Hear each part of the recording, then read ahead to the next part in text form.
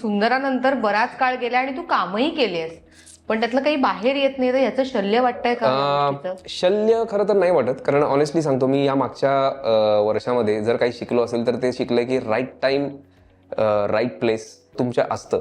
ह्या स्पॅनमध्ये एकच आहे की जो सेल्फ बिलीव्ह मी म्हणतो ऑलवेज, आणि तो मी शिकलोय. म्हणजे हा माझ्यामध्ये अजिबात नव्हता.